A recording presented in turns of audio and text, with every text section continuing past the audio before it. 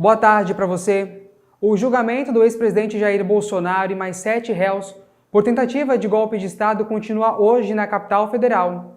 A sessão contará com a apresentação dos advogados dos principais envolvidos na ação: o ex-presidente Jair Bolsonaro, os ex-ministros Augusto Heleno e Paulo Sérgio Nogueira e Braga Neto.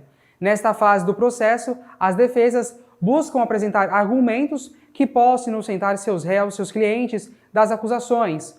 Um ponto central é a tentativa de invalidar a declaração premiada feita por Mauro Cid, ex-ajudante de ordens do ex-presidente Bolsonaro.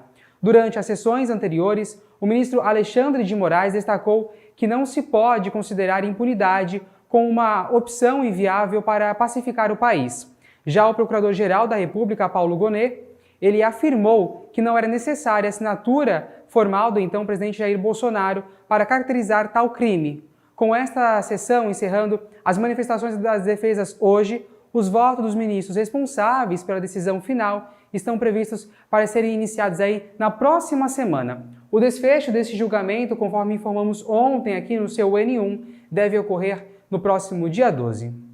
Confira agora outros assuntos do dia. No Dia do Biólogo, uma matéria sobre a importância desse profissional que trabalha na preservação da natureza.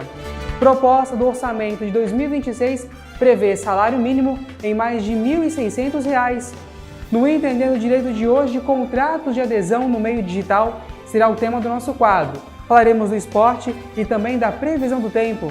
Quarta-feira, meio de semana, 3 de setembro de 2025. Vamos juntos, fique por aqui. O N1 está no ar.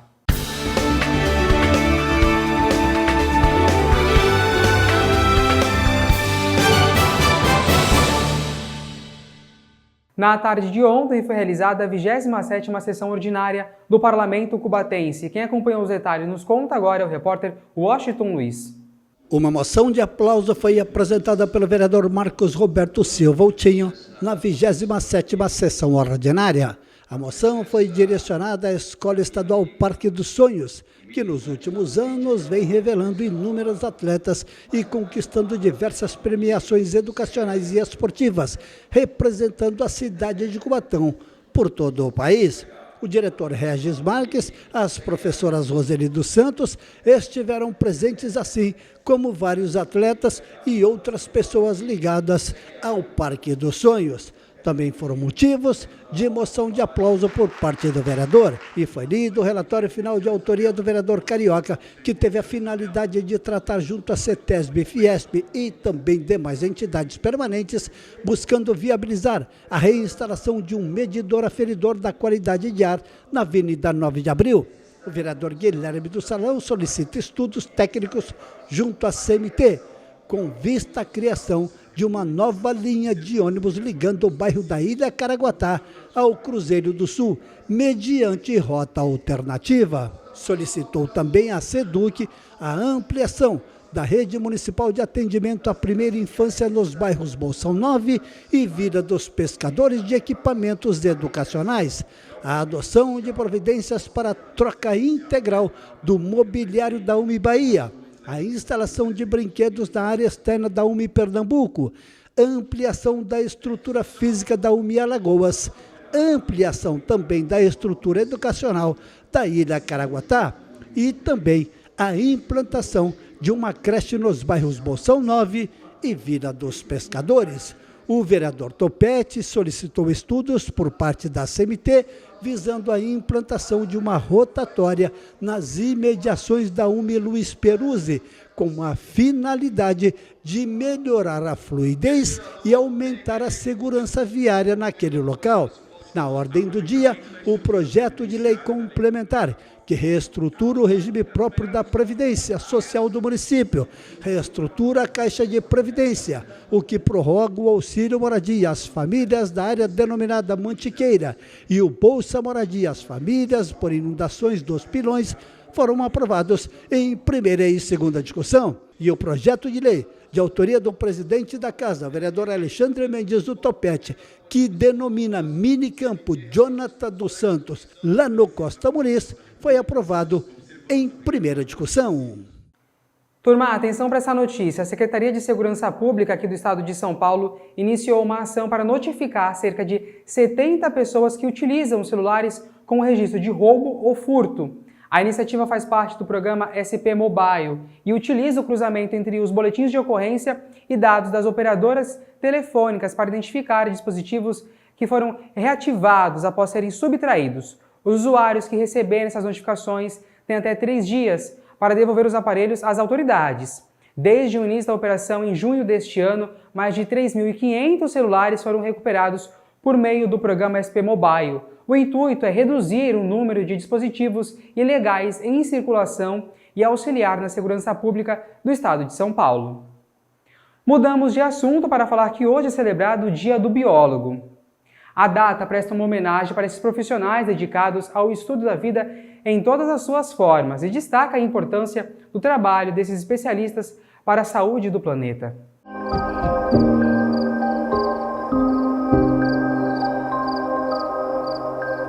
O biólogo é um profissional que estuda os seres vivos como plantas, animais e também o meio ambiente onde eles vivem.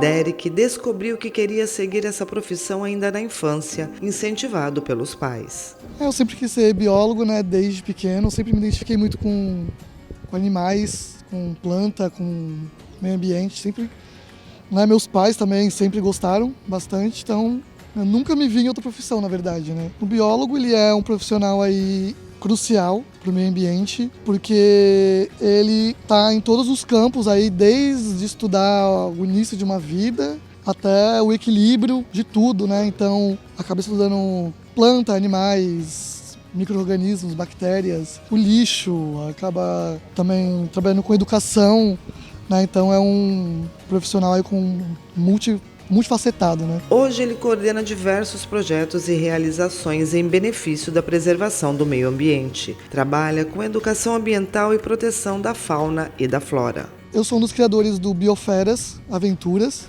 A gente trabalha com educação ambiental e pertencimento, tanto levando o pessoal para fazer trilha. A gente tem uma parceria também com o Manguezal Vivo, que leva o pessoal para fazer caiaque, né, nos manguezais aqui de Cubatão.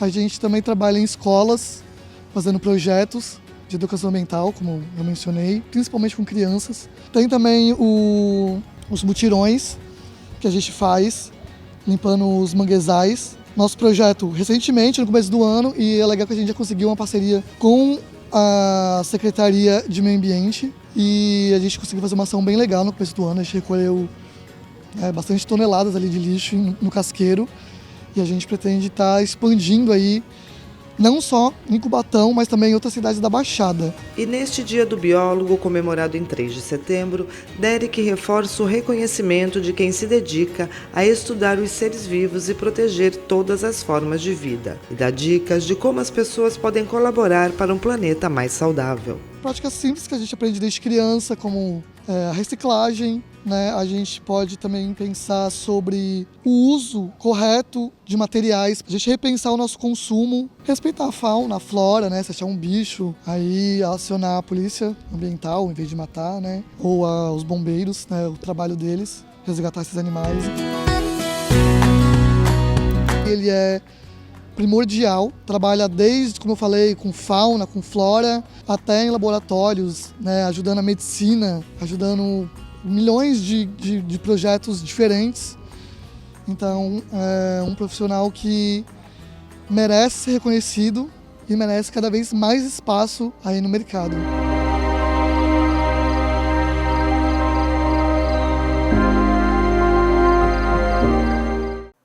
Bacana demais, né? Parabéns a todos os biólogos nessa data mega especial. Sucesso, então, para vocês. A nova modalidade do Pix automático registrou 29 mil transações nos primeiros 2 meses após o seu lançamento. Disponível desde 16 de junho, essa ferramenta permite que usuários agendem pagamentos recorrentes como mensalidades escolares, academias e aquele serviço de streaming, né? Televisão e música, por exemplo. O cliente precisa autorizar o débito apenas uma vez para que os valores sejam descontados automaticamente a cada mês ali da conta do usuário.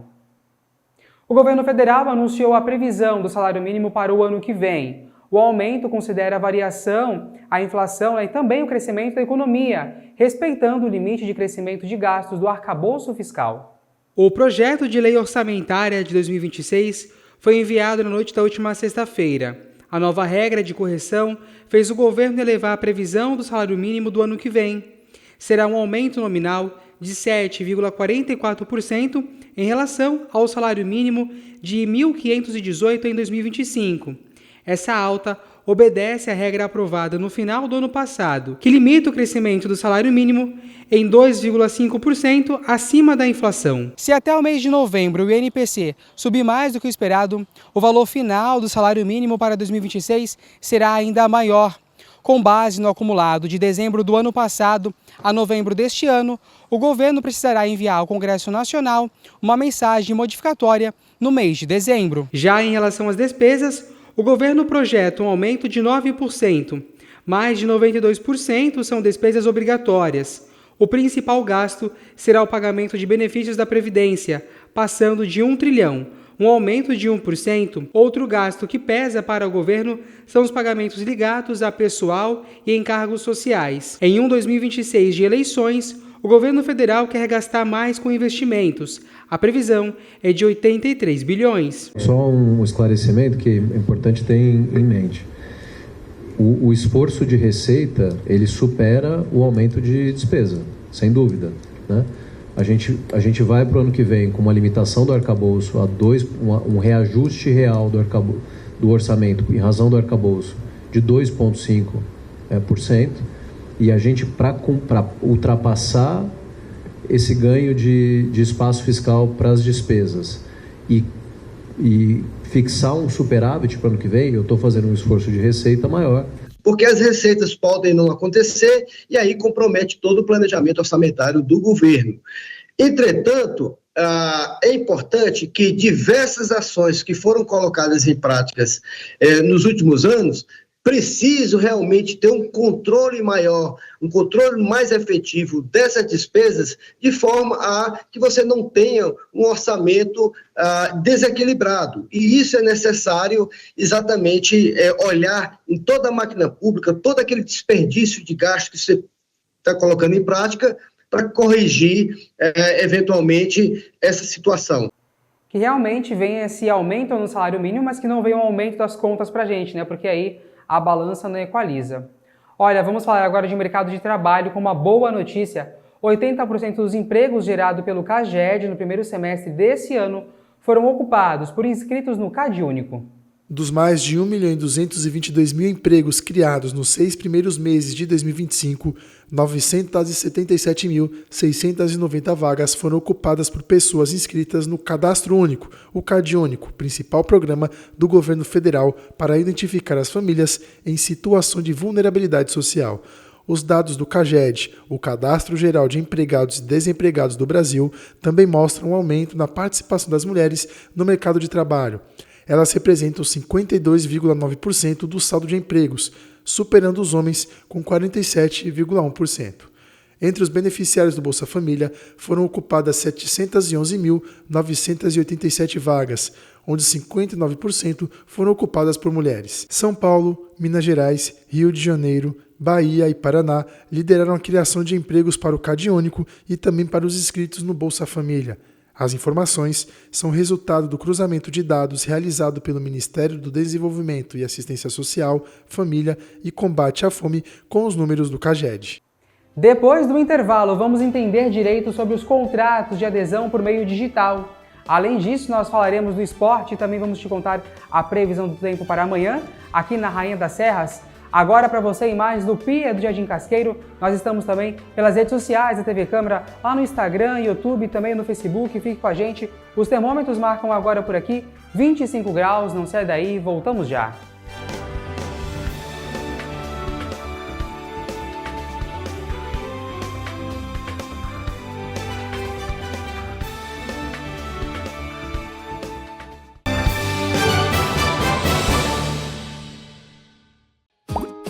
Para que o SUS siga do jeito que é, existem alguns princípios básicos. são as raízes para que ele possa crescer? Essa é uma pergunta fundamental. Quais são os princípios do SUS? Os 3 principais são a universalidade, a equidade e a integralidade. Um SUS universal significa saúde para todos. Não importa a origem, a raça, a orientação sexual, a idade. Até mesmo estrangeiros no Brasil têm direito à saúde pública gratuita. E a equidade? Ela é o que garante que todos estejam em pé de igualdade. Necessidades urgentes precisam ter atenção especial. E, por fim, a integralidade. Enxergar a saúde como um todo. Prevenção e cuidado em todas as esferas. Além desses princípios básicos, existem ainda os que regem a organização. Bases firmes para que o SUS cresça na direção certa e possa cuidar de todos. Era uma vez uma garotinha que descobriu grandes poderes. Os poderes de ler e escrever, de adquirir novos conhecimentos e, sim, desenvolver inúmeras habilidades. E como ela adquiriu esses poderes? Através da alfabetização. Um programa do Estado em parceria com os 645 municípios, dedicado à alfabetização dos alunos na educação infantil de 4 a 5 anos e 1º e 2º anos do ensino fundamental. O Alfabetiza Juntos vai fortalecer a aprendizagem, a gestão municipal e escolar, além de formar professores e acompanhar a evolução dos estudantes. Juntos, vamos construir um estado com crianças alfabetizadas e cheias de poderes, assim como a Duda, porque São Paulo são todos lendo na idade certa. Governo do Estado, São Paulo são todos. Para você, nós já estamos de volta com o seu N1 para você saber que Cubatão se prepara para receber um dos maiores encontros culturais aqui da nossa região. Isso mesmo, eu estou falando do Guará Fest, que terá início já na próxima sexta-feira, lá no Pírio do Jardim Casqueiro. A programação de eventos seguirá até o dia 28 de setembro. O Guará Fest reunirá espetáculos teatrais, shows musicais, oficinas, exposições, atividades promovendo a diversidade cultural e valorização dos artistas aqui da cidade. Logo na abertura, o festival marca a estreia da ODS 19, iniciativa que amplia a Agenda 2030 da ONU, com foco em arte, cultura e comunicação inclusiva. A agenda completa do Guará Fest você encontra no site cubatão.sp.gov.br.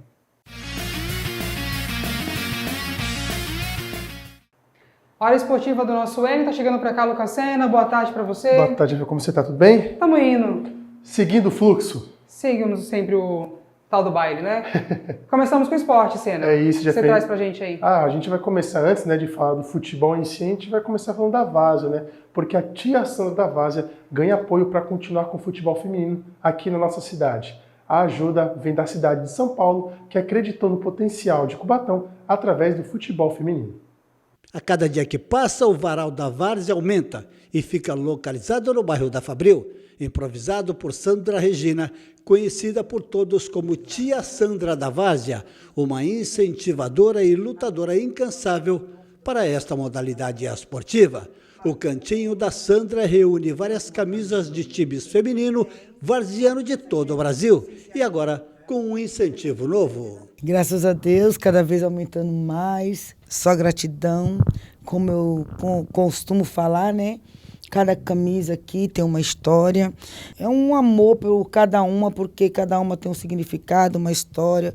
Veio de longe, veio de perto, veio com muito amor e carinho. Você é moradora, você é cubatense, você briga pela Várzea de Cubatão, mas o trabalho tem sido realizado muito em São Paulo, né, Sandra? Sim, verdade. A Várzea aqui, não na Baixada, a Baixada está em vento e polpa. É Cubatão, a minha cidade, a minha quebrada, o meu canto. Anda muito devagar. Estava aí funcionando, estava em vento e poupa as meninas lá, as mulheres na Várzea aqui, parou. Agora está voltando de novo o Cavinho, Maline lá no Casqueiro, né? Fazendo inscrições para as mulheradas que quiser futebol para mulheres segunda, quarta e sexta, ali no Parque São Luís. Vai ter agora o campeonato do Daniel, né? Vai voltar, o Society, que é show de bola, que tem até mais time de fora do que próprio daqui da cidade, né? Parabéns, Daniel, pelo trabalho. A Copa Mário Covas também, parabenizar, que também tá show de bola. Teve a final lá do Unidos, agora tá aqui na Vila Natal. E vamos, gente, vamos fazer campeonato, porque Cubatão é a nata da várzea. E agora você está com uma parceria nova para uniformes novos. É uma benção, eu estou muito feliz. Primeiramente, eu agradeço a Deus, depois ao Éder, né, ali, representante da Uniex aqui na Baixada. Falo que foi uma conexão, foi amor à primeira vista, quando nós conversamos assim no Zap.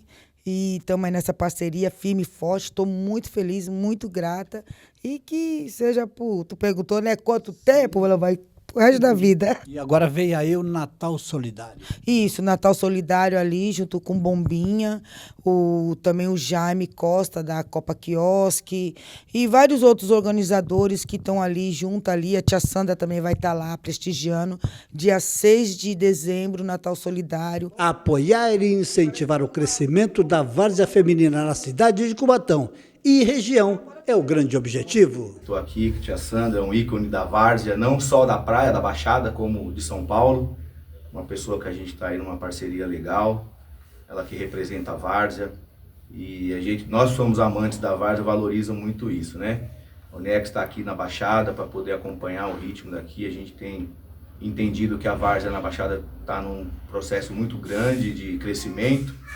E nada melhor do que ter uma empresa do mesmo porte para atender aí a demanda da rapaziada aqui. Vamos medir esforços para que a várzea da Baixada cresça, Cubatão, Santos, São Vicente, Mongaguá, Itanhaém, Praia Grande, Guarujá, né? Eu acho que todo mundo merece. É isso, então. Parabéns para o futebol feminino aqui de Cubatão ganhando destaque, né, Senna? Com toda certeza. E é bom, né, que a gente vê que a gente trouxe aqui, né, que o Santos feminino foi campeão, né, da Série A2, a gente vê a várzea. Tem que ter o começo, e que o começo seja na várzea, no campão de terra, né, na buraqueira, como dizemos assim, para que as meninas cresçam, tenham bastante habilidade para ganhar os campos, não só do Brasil, como também de todo mundo.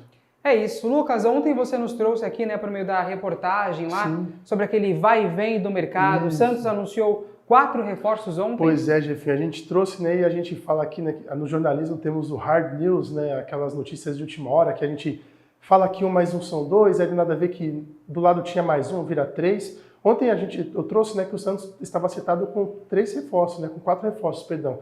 Alexis Duarte, Lautaro Dias, Vitor Hugo e o Adonis Frias. E fazendo um trocadilho bem mequetrefe, o Adonis Frias quase esfriou. Não veio para o Santos porque o Santos e o Clube Leão do México tiveram um desentendimento. Que desentendimento foi esse? O clube mexicano queria que o Santos, né, transferisse o dinheiro, né, as suas garantias financeiras, antes de assinar o contrato. Algo que o Banco Central brasileiro não permite como mecanismo para evitar golpes. O Santos ficou ao longo da manhã buscando negociar. No finalzinho da tarde, o Santos conseguiu um acordo com o clube mexicano e pôde, enfim, anunciar Adonis Frias, né? O Santos fez as trocas de documentação necessárias. Veio Adonis Frias, também veio Alexis Duarte.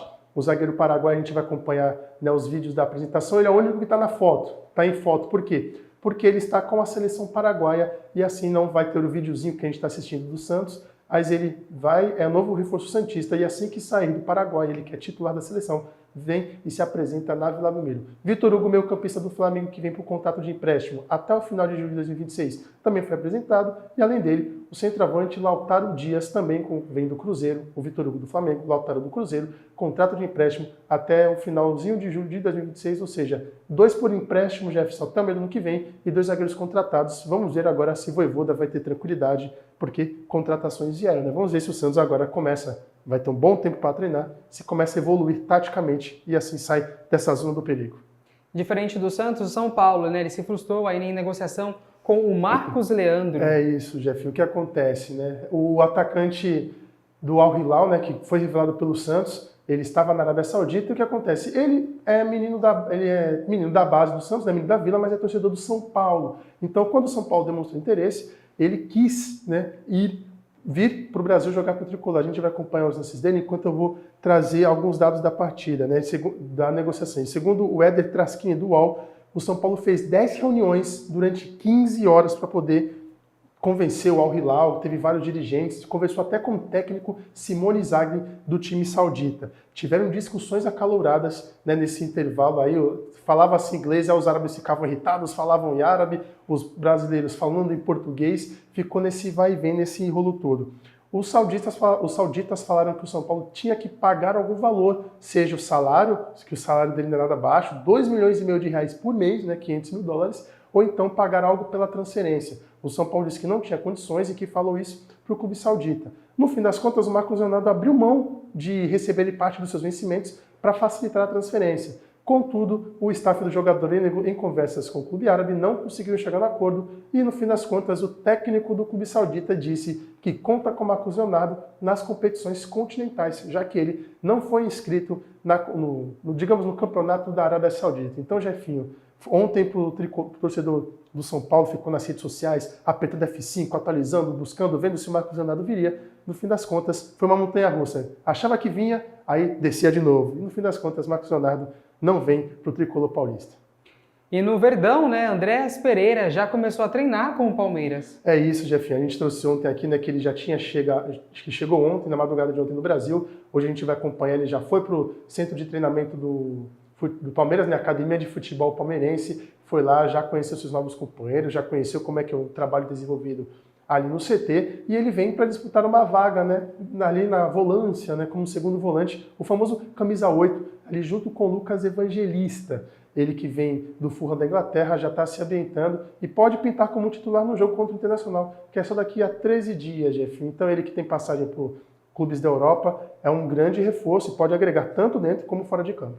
Nós voltamos, turma, a falar da Transferban, que prejudicou o Corinthians, que não consegue se reforçar. É isso, Jeff. O Corinthians estava com as bases salariais aceitadas com Agostinho Agnello, não conseguiu por causa do Transferban devido à transferência de Félix Torres. Então o Corinthians só anunciou o Vitinho e o Corinthians não pode anunciar nem jogador sem contrato, Jefferson. Por quê? O Transferban impede a inscrição de qualquer atleta, tanto na CBF quanto na FIFA. Então, se pintar uma oportunidade, jogador sem contrato, né, passe livre, como a gente disse, não tem condições nenhuma do Corinthians assinar, até porque se levar a documentação, vem um carimbo e fala recusado. Então o Corinthians só tem um reforço e precisava de mais, até porque também está numa inconstância técnica. Agora o Corinthians vai com o que tem até o final do ano.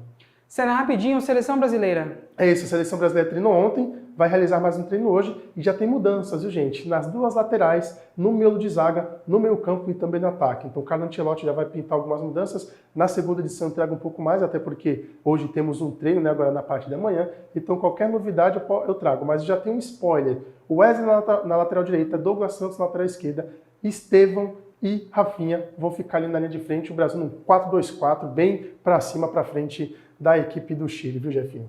Meu querido, muito obrigado. Boa tarde para você. Até a segunda edição. Até a segunda edição, 6h15, eu vou trazer tudo que o nosso amigo de casa precisa saber do nosso parlamento e da nossa cidade. Vou pedir licença e também te convidar para ficar aqui para acompanhar com a gente a previsão do tempo, porque agora nós vamos lá para o Pico do Jardim Casqueiro acompanhar a movimentação aqui na cidade de Cubatão, né? Mais um dia ensolarado, mas tem previsão, tá, turma? Do tempo mudar ao longo da semana. Até chegar sexta-feira nós vamos ter uma mudança no tempo e você vai acompanhar isso dentro do nosso N. Os ventos sopram hoje 17 km por hora. Os termômetros marcam agora 27 graus aqui em Cubatão. Para o hora do almoço já esquentou bastante, né? Agora vamos com mais detalhes do tempo. A repórter Cris Castanheira vai trazer pra gente.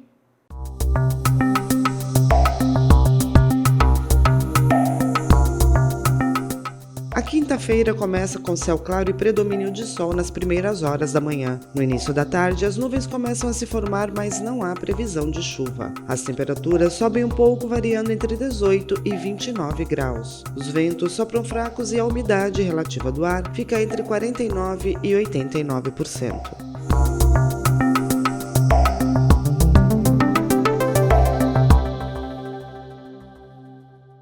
No meio digital, os contratos de adesão estão por toda a parte. Ao se cadastrar em um aplicativo, compra online ou até no uso das redes sociais que estão no nosso dia a dia, você aceitou os termos já pré-definidos sem poder alterá-los.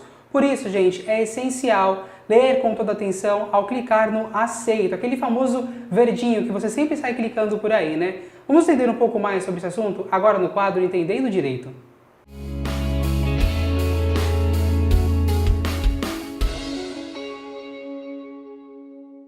E para falar então sobre esse assunto, eu recebo mais uma vez uma advogada aqui com a gente no estúdio. Maria Fernanda está aqui comigo. Boa tarde para você. Boa tarde. Seja bem-vinda aqui com a gente, viu? Obrigada, é um prazer estar aqui na TV Câmara Cubatão.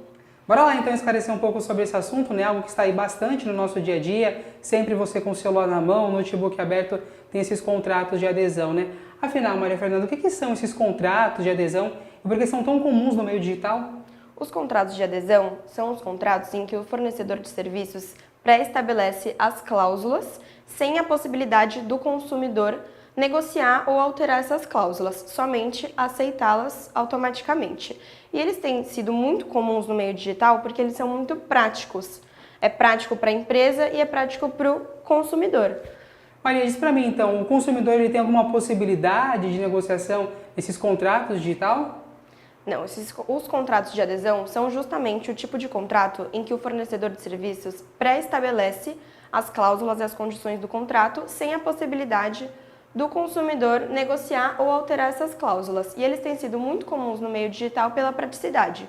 Para as redes sociais, aplicativos de... Esses aplicativos de iFood, música, streaming. Exatamente, de streaming, de motoristas que fazem contratação em larga escala. Então, eles são mais práticos.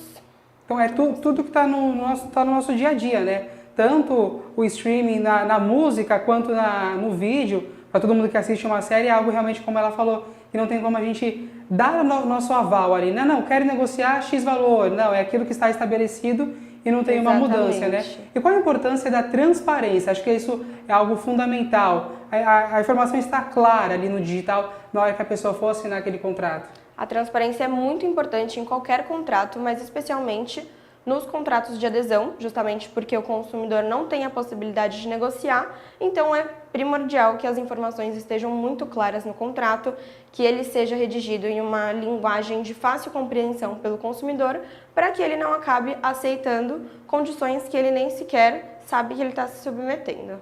Ficar atento também ao consumidor, né? Na hora que for aí assinar um pacote, assinar algum serviço, isso é fundamental. E quais são os direitos do consumidor diante as cláusulas abusivas ou injustas aí que tem sempre nesses contratos?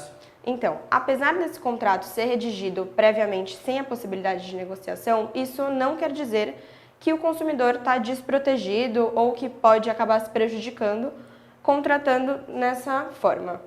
O Código de Defesa do Consumidor prevê que as cláusulas que colocam o consumidor em desvantagem excessiva ou que são abusivas ou que violam a boa-fé são nulas automaticamente. Então é possível que o consumidor, caso se sinta lesado, caso esteja se prejudicando, recorra ao PROCON, à Justiça ou à própria empresa diretamente, caso dê para resolver inicialmente. Nos meios legais. Sempre importante, tá, gente? O PROCON está aí ao seu favor, sempre que vê uma prática abusiva, realmente é importante denunciar. Maria, tá chegando pra gente pergunta das nossas telespectadoras, a gente vai colocar aqui, olha só, esse consumidor diz o seguinte: como consumidor, eu posso identificar se o contrato digital contém cláusulas abusivas, que a gente acabou de falar, né? Antes de aceitá-las, como a gente consegue, então, identificar isso? Isso. Então, quando o consumidor estiver lendo o contrato, que é parte fundamental antes de clicar no aceito, ele pode buscar por cláusulas que transfiram responsabilidades que seriam da empresa para o consumidor, o que não é adequado, que condicionem ele a prazos muito curtos para cancelamento ou para reclamações, ou que proíbam qualquer tipo de reclamação ou cancelamento, e vários tipos de cláusulas que coloquem ele nessa condição de ser prejudicado. Maria, chega mais uma pergunta para a gente aqui, ó, e é justamente sobre o tema que nós estávamos falando agora, né, sobre os serviços pela internet. Eu assinei um serviço pela internet, mas não tive chance de negociar nada no contrato. Só aceitei os termos que já estavam prontos. Isso é normal? Isso é normal. Essa é justamente a prática que tem sido adotada no meio digital, na contratação no meio digital, esses contratos que já são pré-formulados pelo fornecedor de serviços e o consumidor somente lê ali as cláusulas que têm que ser apresentadas de forma clara e clica no aceito os termos de uso. Aí segue aqui a pergunta: será que eu tenho alguma proteção? Eu posso cancelar? Se algo não funcionar direito, tem essa chance do consumidor aí depois, futuramente, não gostou do serviço e efetuar o cancelamento? Com certeza. Isso não quer dizer que o consumidor está vinculado eternamente a esse tipo de contrato ou que ele não tem o direito de reclamar, de pedir o cancelamento, caso o serviço prometido não seja entregue da forma esperada. Tá certo, então, Maria aqui com a gente esclarecendo essas dúvidas, né? E foi o que eu falei durante a entrevista, gente. Qualquer momento que você se sentir lesado, procure o PROCON e apresente aí a sua queixa. Maria, muito obrigado pela participação. Boa tarde para você e volte sempre aqui com a gente, viu? Obrigada. É isso, gente. Nós ficamos por aqui. Voltaremos em uma outra edição. Até lá. Tchau.